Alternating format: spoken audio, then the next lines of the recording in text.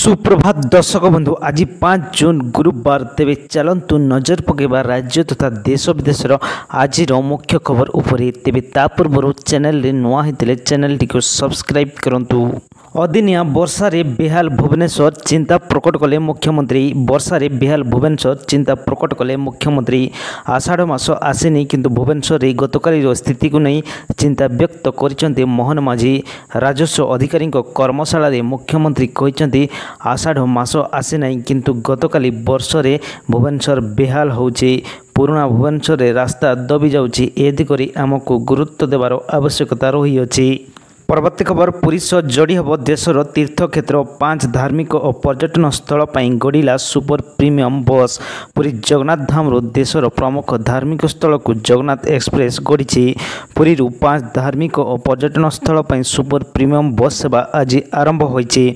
गड़िला 5 बस पुरी तिरुपति अयोध्या उज्जैनी हैदराबाद और भिलाई को गड़िला बस। किलोमीटर पिछा पुरुषों 2 टंका और महिलाओं 1 टंका लागू करा जाइछि। परवर्ती खबर बेआईन कारबार रखा बड़ पदक्षेप लघु खनिजर दायित्व तुलाइब राजस्व विभाग। एणिकी खनि विभाग पाखरे रहिबो लघु खनिज आउ एहार दायित्व तुलाइब राजस्व विभाग। भुवनेश्वर आयोजित तहसीलदार सम्मेलन में मुख्यमंत्री यही सूचना देइछन्ति।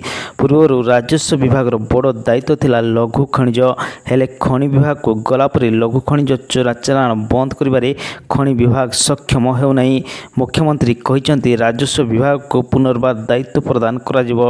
लघु खनिज चोरा चालाण को रखिबा पई ए दायित्व राजस्व विभाग अधिकारी माने सुचारू रूपे तुलाइबे बोली आशा थिवा कहिसन्ति मुख्यमंत्री।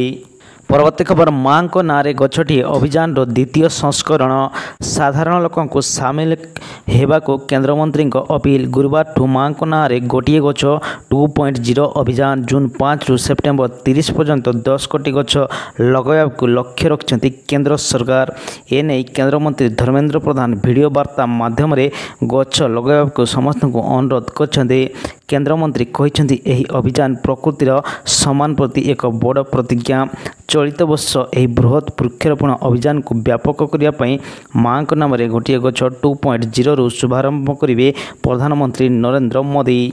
परवर्ती खबर 6 पीजीटी शिक्षकों को नियुक्ति पत्र प्रदान करेंगे मुख्यमंत्री। आसंता 6 तारिख में मुख्यमंत्री मोहन चरण माझी 826 पीजीटी शिक्षकों को नियुक्ति पत्र प्रदान करेंगे। एने विद्यालय और गणशिक्षा विभाग मंत्री नित्यानंद गंड सूचना देइछन्ति। मंत्री कहिसन्ति खाली पड़िଥିବା शिक्षक पदवी पूरण पई सरकार प्रतिश्रुतिबद्ध। नुआ सरकार आसु आसु प्राय 16,000 कनिष्ठ शिक्षकों को नियुक्ति दिया जायतिला। यहाँ पर आहरी 2,000 नियुक्ति पत्र दिया जायछि। परवर्ती खबर जुलाई 21 तारिख संसद में मौसुमी अधिवेशन। जुलाई 21 तारिख संसद में मौसुमी अधिवेशन आरंभ होब। एने संसदीय कार्यमंत्री किरण रिजिजू सूचना देइछन्ति। सूचना मुताबक यह अधिवेशन अगस्त 12 तारिख पर्यंत चलिबो। एही क्रम में उभय राज्यसभा और लोकसभा अधिवेशन चलिबो। एथिरे विधायक और अणविधायक कार्य उपरे आलोचना होब। परवर्ती खबर ओडिशा रे केही भी भूमिहीन रहिबे नहीं। मुख्यमंत्री शासन प्रशासन व्यवस्था रे तहसीलदार माने होउछन्ति आम राजस्व प्रशासन मेरुदंड। एणु आपण समस्ते लोकंक अभियोग शुणु और तार त्वरित समाधान पई चेष्टा करंतु। आपणक ऑफिस लोकंक पई भयर नुहे विश्वासर स्थान हो बोली मुख्यमंत्री मोहन चरण माझी आज लोकसभा भवन ठारे आयोजित राज्यस्तरीय राजस्व अधिकारी सम्मिलित तथा कर्मशाला रे कहिथिले। परवर्ती खबर अंतर्दय गृह योजना प्रति पंचायत 10 हिताधिकारी को 12 तारिख में मिल पक्का घर। खराब वर्षार मुंड गुंजा आउ रही चिंता। प्रत्येक गरीबों मुंड उपर जमी पक्का घर रही मोहन सरकार आरंभ कर अंतर्दय गृह योजना। वर्ष पूर्ति प्रति पंचायत 10 जन को मिल पक्का घर। एने सूचना देले पंचायत राज मंत्री रवि नायक। परवर्ती खबर अतिरिक्त तहसीलदार को माड़ घटना 3 बाली माफिया गिरफ। मयूरभंज कप्तिपदा अतिरिक्त तहसीलदार भीमकांत माझी को मरणात्मक आक्रमण घटना 2 दिन पर 3 बाली माफिया को गिरफ करिछि पुलिस। गिरफ 3 जन हेले कप्तिपदा अंचल आकाश नायक, मानस कुमार पुहाण और रजत कुमार महांती। यह 3 जन को पुलिस गिरफ करी पचरा उचरा करिछि। गिरफ 3 जन लघु खनिज पदार्थ चोरा चालाण करिथिबा माफिया। परवर्ती खबर 75% परिवार भोगिबे जलवायु जंत्रणा। विश्व बैंक चेतावनी। ताती ग्रीष्म प्रभाव नहीं विश्व बैंक चेतावनी। जलवायु जंत्रणा आगको असह्य बोली चेताई देइछि विश्व बैंक। जलवायु संकट दिनक दिन गंभीर होबार लगी। साधारण लोकों आरंभ कर व्यावसायिक संस्था पर्यंत कई एथिरो निस्तार पाइबे नहीं।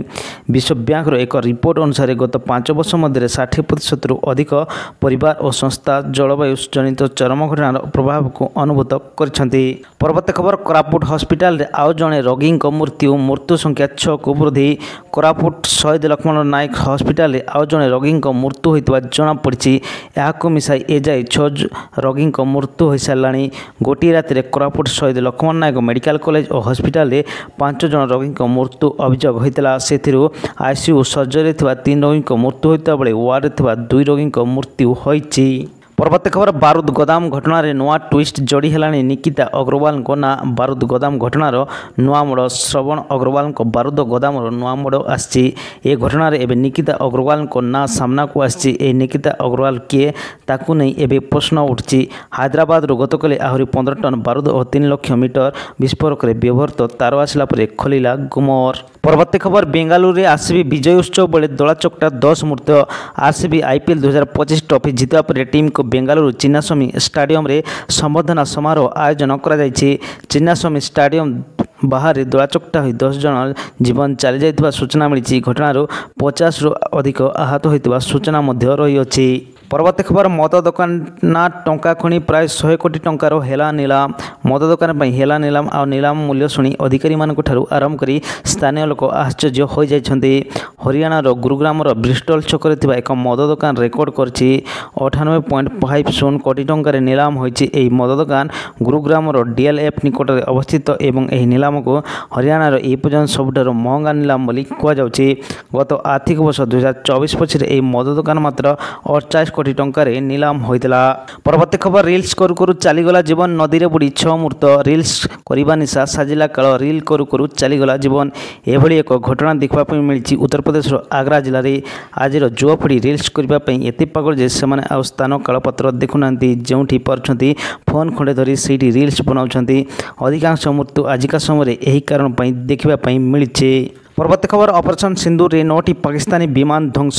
जम्मू काश्मीर रे पहलगाम रे आतंकवादी आक्रमण पर भारत प्रतिशोधमूलक ऑपरेशन सिंदूर पाकिस्तान रे अनेक अंचल को ध्वंस करिछि। ऑपरेशन सिंदूर रे पाकिस्तान वायुसेना 6टी लढ़ुआ विमान, 2टी उच्च मूल्य निरीक्षण विमान, 10 रु अधिक सशस्त्र ड्रोन एवं SC-130 हरकुलस परिवहन विमान नष्ट कराइथिबा बोली सूचना मिलिछि। परवर्ती खबर समर्थन पाइबा पर तमिलनाडुवासी को धन्यवाद देले कमल हासन।